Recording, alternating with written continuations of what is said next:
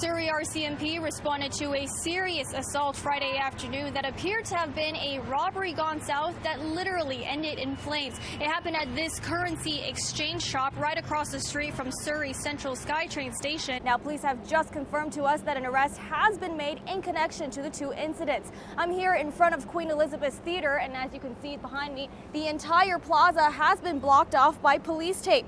A white tent has also been set up where an apparent body is underneath. It's been a deadly summer on BC roads. According to data from the BC Coroner's Office, there have been 51 fatalities in the month of July, marking it the highest number of deaths in a single month in over a decade. Crossing the streets at one of downtown Vancouver's busiest intersections may look a little different starting Tuesday, as the city activates a pedestrian scramble here at Granville and Robson Streets, which means once the walk light is on, you can cross in all directions, including diagonally. Are you a fan of American brand liquor like Jack Daniel's whiskey or Tito's vodka? Well, you might stop seeing them on the shelves of BC liquor stores as the province looks at possible responses to Trump's tariff threats.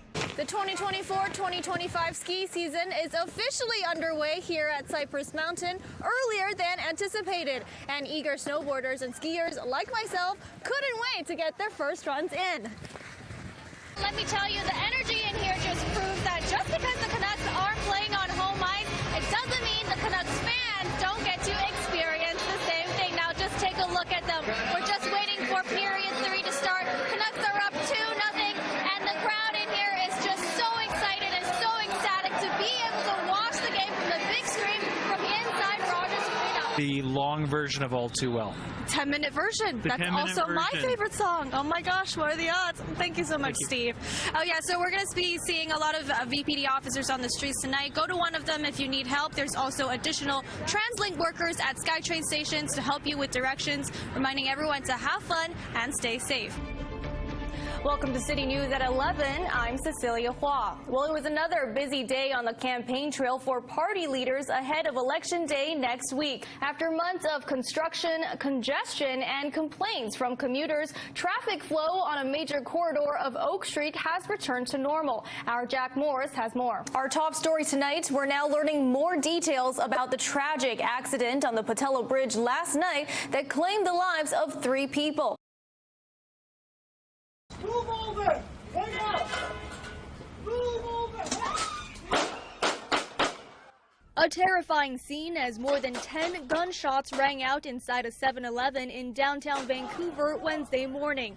2 people were injured in a stabbing and a suspect dead, and it was all caught on camera by this delivery driver. I came here to pick up my order, and I saw that this homeless guy just went enter, and he was trying to steal cigarettes or something, and he just bring out his knife from his pocket, this big, and he tries to stab their stuffs. Police say the call came in around 11:30 a.m. from a staff inside this Original Joe's on Robson and Hamilton Street, reporting that a knife-wielding man had stolen alcohol from the restaurant. When officers arrived, they found the suspect inside this 7-Eleven across the street, and the altercation inside led to the officers shooting the suspect, who later died in hospital. Witness videos showed first responders performing CPR on the suspect, VPD not yet releasing their name or the events that led up to officers firing their guns. When this incident happened, the best information we had at the time was that 2 people were stabbed. What we now know upon those people going to hospital is that 1 person has been stabbed and the other person is injured. The person that was stabbed had stab wounds to their hand, and the other person has facial injuries. Another violent incident that leaves downtown Vancouver residents on edge. It's not good, seriously. I'm terrified, and I think everyone is terrified here. Everyone was terrified here. I was scared, wondering what keeps happening in this area. Like, I live just a couple blocks away, and I feel freaked out to walk up to the gym in the morning, so I usually drive. The Independent Investigations Office has taken over the investigation and is looking for more witnesses to confirm what exactly happened inside the store. In Vancouver, Cecilia Hua, City News. Abby Leung has been living in her Vancouver basement suite for more than 17 years. She says she's always paid her rent on time and maintained a good relationship with her landlord. But now, Abby is facing eviction at the end of the month. I establish everything here, and also I'm elderly with a mental and physical disability. It's impossible. In early 2024, Abby's landlord tried to raise the rent by 42%.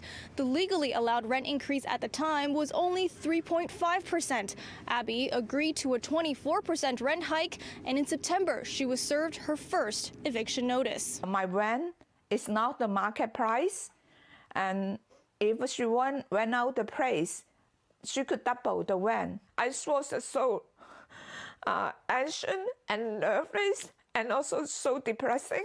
I just stay home and crying all the time. Citing the landlord occupancy clause, the owner originally told Abby a family member was moving into the suite, but later said she needed the basement to accommodate a foot injury. With help from Vancouver Tenants Union, Abby disputed the case with the residential tenancy branch, who ultimately sided with the landlord. It's now up to a Supreme Court judge to decide if Abby gets to stay. We see across Vancouver, which is the eviction capital of Canada, where landlords will use all sorts of bogus reasons, not just landlord use, but like damage the property to evict the tenants in order to increase the rent. We've tried to reach out to the landlord, Hui Feng Kang, both in person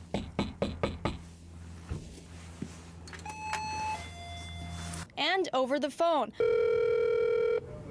You have reached Hui Feng Kang, but received no reply. Housing Minister Ravi Kahlon acknowledged that senior evictions are on the rise. We know it's challenging, but we're trying to find a balance between those landlords that genuinely are using it for family and, of course, tenants who depends on their livelihood to be able to find another place that they can afford. But for Abby, she just wants to stay in the place she's called home for the last 17 years. In Vancouver, Cecilia Hua, City News.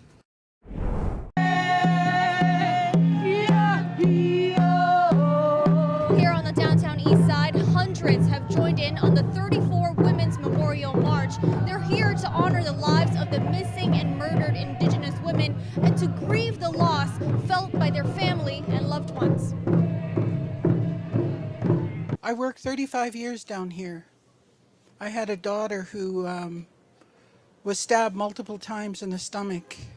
And the guy bit off her ear and gave her hairline fracture, and she was on life support. The guy didn't get charged. Attendees sharing personal stories of the violence they've witnessed on the streets and in their communities. I had friends that were found in garbage cans and duffel bags and told that they were nothing. I know how many phone calls went to the police station at 312 Main Street and weren't answered. And a lot of Indigenous people were just labeled as nothing and worthless. According to Statistics Canada, Indigenous women and girls are 6 times more likely to be murdered than any other groups, while support for the Women's March has grown significantly since its beginning. Advocates say the systematic change they've been calling for remains unseen. Our issues have not been addressed. Our issues have not been, nothing has done to change it.